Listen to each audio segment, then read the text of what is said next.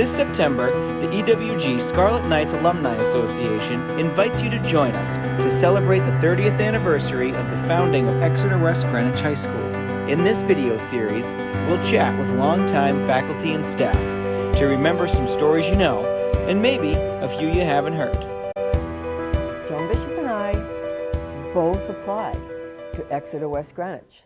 In the spring of 1990, she said to me, "You know, they're building a new high school in Rhode Island, a brand new high school. They never had a high school." And she told me all about it. She said, "And I'm applying. You have to apply. You have to apply." Well, Joan and I taught at North Providence High School. We were both primed to leave and start a new adventure in a brand new school. Who gets that opportunity? We were hired within days of one another, and we were just shrieking. We were just so excited to start something just brand new. Huge amount of work, though. And she brought all wonderful things here from, she started that portfolio, that senior portfolio. I was hired not only to teach chemistry, but also as the department chair. One person was already on board, and I had already known her from science in the state, and that was Anita Rainichelli.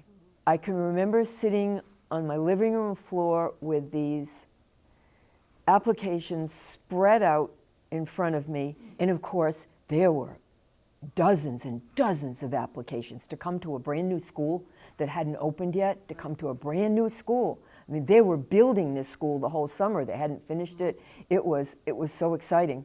Sharon Lee's resume just rose to the top. I mean, it just absolutely rose to the top. And she had never taught. She was looking for a change, too. And so the three of us were the first science department here at EWG. It was pretty exciting. Yeah. The superintendent at the time told us that how they selected the original faculty, well, first of all, they had to select faculty who were already here, who were certified to teach high school. And so Mr. Cooney came in math, et cetera. They did what anyone sensible would do. They couldn't hire all top step teachers. That would be too expensive. They didn't want to hire all first year brand new teachers. So they hired a variety of first step teachers, brand new, fresh out of college. Mm-hmm. And then some teachers who had taught 7, 8 years. And then some old folks like me who had already taught, well, let's see, I came here in 1990. So I'd already taught 20 years. It was exciting, but it was exhausting too. Mrs. Healy would come and she'd say, we have to apply for a National Honor Society section. In a Rhode Island Honor Society section, we have to go through all of that and get a charter. Mm-hmm. And everything was first time, even stocking this lab. There were no chemicals or glassware or anything that had been ordered. So I did that summer, and then we were unpacking the equipment at Metcalf. Huge boxes would come in, huge boxes, and of course Mr. Clayman would say, "You've got to get these boxes out of here. I say, "Well, I have to unpack them and check everything," and then they moved it over. Then they moved it here and this wasn't finished. So it was really exciting, really nice, and you have such wonderful memories. The Midnight Madness, but the honors night, and seeing so many first generation kids going on to college. My first year, right here in this room, my first year, I had a general chemistry class, and they had a very little experience with anything to do with chemistry, let alone physical science, because we had what were called PSLs, personal science labs, that were hooked up to the computers, which was absolutely fabulous. And we could do acceleration and velocity things. A true resource for this whole community and this school was Mr. and Mrs. Walsh. They fought for everything for this school, for the good. Halfway through the year, when I had become principal here, I lost the assistant principal. Quit. Fortunately, Dr. Hicks, the superintendent, got this person to stay for a few weeks because this person was, and this was the day after Christmas vacation, coming back.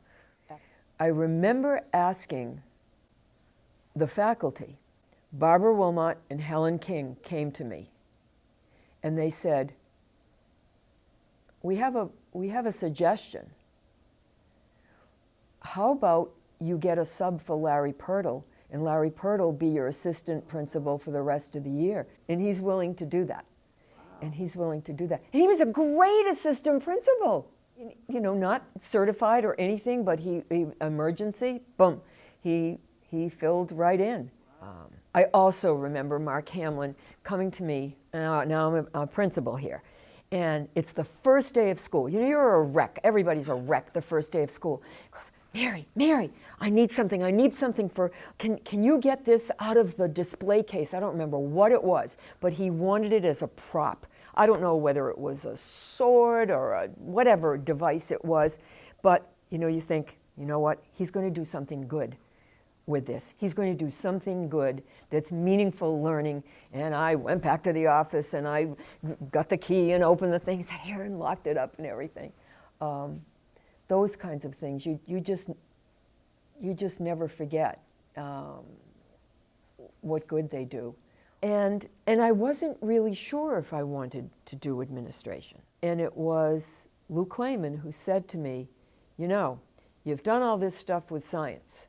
You know, you've done, and women in science, and the science fair, and the science Olympiad, and all of that. The first time some kid walks across that stage at graduation, and you know that you helped keep that kid in line, or save that kid from dropping out, or doing something stupid, it's the best feeling in the world. I mean, I'll never forget he said that.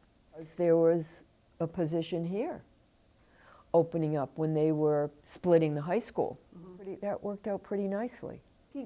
Making students believe that they can do more and be more than they ever thought they could be. And I really think that's the most important impact of teaching, which is what I missed when I became an administrator. But that's the great thing, and seeing people go on and do great things. Oh, see, I ordered these. Well, these are wonderful. That's why I wanted this as my backdrop. There are very few of the original faculty still here. However, many of us have still stayed in contact with them.